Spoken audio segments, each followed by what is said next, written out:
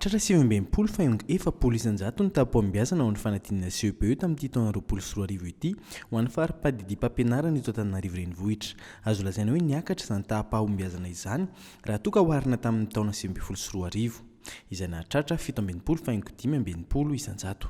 Nanazava ilalaina raha manana antony lehibe ny sisiko Antananarivo renivohitra fa azo lazaina fa tsara izany vokatra izany raha oharina tamin'ny toe-java-misy amin'izao fotoana izao.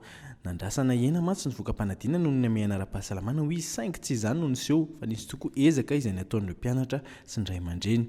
Nampiantsehiviny ihany koa fa ny programam-pampianarana voafaritra ho natao tamin'ny 3 volana voaloha sy faharoa ihany no nanadinana ka tsy tokony ho nanano sarotra ho an'ireo mpiadana ny namaly ny laza adina.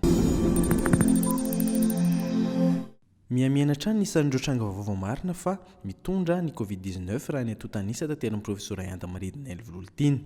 Androany alatsinainy dia 3 ny isan'ireo olona vaovao laza fa mitondra ny tsimokaretina coronavirus raha toa ka mbola amanjatony izany isa izany iray volana lasa izay.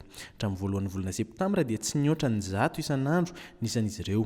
Tamin'ireo 13 voamarina fa mitondra ny tsimokaretina coronavirus androany alatsinainy ireo dia avy amin'ny faritra Lalàm ny 7 misy 220 sy 300 sy 500 sy R1 araka izany totalin'ireo efa mitondra sy mbola mitondra ny tsimokaretina coronavirus eto amin'ny nosy. Mbola misy hatrany kosa nefa ireo lavon'ny VALANARETINA ity. Misy 2 izy ireo androany alatsinainy raha nitatra nataony avy amin'ny foibe-baikona ny ady amin'ny COVID-19. Tany Matsatra ambony ny iray ary tany amin'ny faritra Atsimo andrefana ny iray. Tafakitra 200 noho izany ireo efa lavo hatramin'ny idiran'ny VALANARETINA teto amin'ny nosy.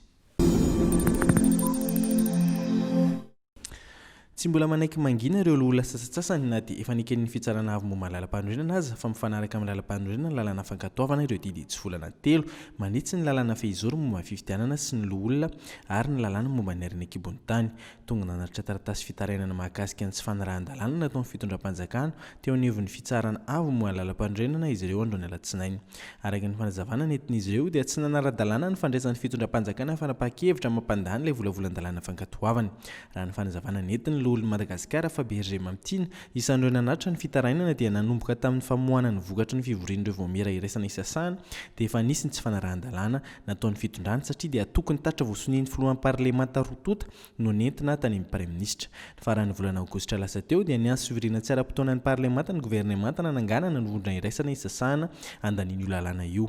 Tsy nisy moa ny tapaka nandritra ity fivorian'ity vondrona ity ka nampiantso famakiana ilay lalàna farany teo anivon'ny atemira-pirenena ny fitondram-panjakana. Tamin'izay no nahalany ity lalàna mahaberesaka ity.